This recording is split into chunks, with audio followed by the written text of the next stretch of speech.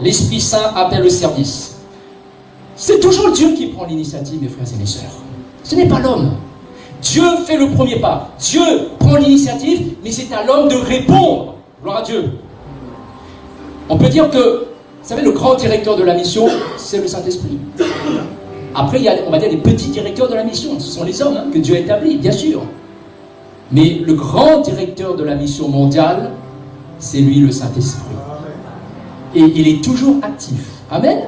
Il est toujours là. Il œuvre. L'appel authentique, et cela concerne tout type de service, l'appel authentique doit toujours venir d'en haut, mes frères et mes sœurs. Sinon, ça ne va pas faire long feu. Ça va faire pchit. Hein? Si Dieu ne t'a pas appelé à faire l'œuvre pour laquelle il t'a créé et sauvé, ben ça ne va pas faire long feu, ça ne va pas durer, ça ne va pas être efficace, n'est-ce pas? C'est Jésus qui rappelle dans l'évangile selon Matthieu, ne cherchez pas, hein, je cite, « Toute plante que n'a pas plantée mon Père Céleste sera déracinée. » Il faut que ce soit Dieu qui plante. Amen. Et moi, je suis convaincu qu'une église qui donne à la mission recevra beaucoup de la part du Seigneur.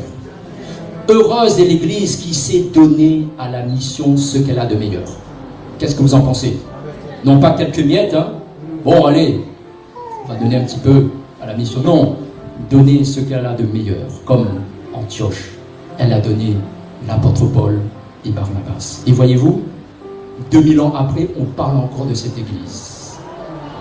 2000 ans après, cette église est encore citée comme un modèle que nous devons suivre. Hein? Voilà. Premier point, le Saint-Esprit appelle.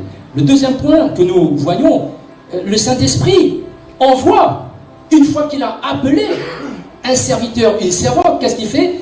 Il les envoie. Acte 13, verset 4. Priez donc le maître de la moisson de faire quoi? D'envoyer des ouvriers dans sa moisson. Bien sûr, le Saint-Esprit envoie. Mais encore une fois, l'Église a la responsabilité de prier pour que Dieu envoie ses ouvriers. C'est une collaboration que nous avons avec le Saint-Esprit. Hein? Ce n'est pas lui qui fait tout ou nous qui faisons tout. Non. Il décide, mais nous devons embrayer. Nous devons prier pour cela, frères et sœurs. Et Dieu, aujourd'hui encore, a besoin d'ouvriers. Il recherche des ouvriers. Je suis sûr que dans cette assemblée, dans la région, il recherche des hommes et des femmes disponibles. Des jeunes comme des moins jeunes. Des jeunes comme des vieux. Vous savez, à quel âge Dieu a-t-il appelé son serviteur Abraham? Il avait quel âge? Rappelez ça. Est-ce que c'était un jeune? Est-ce qu'il avait 25 ans?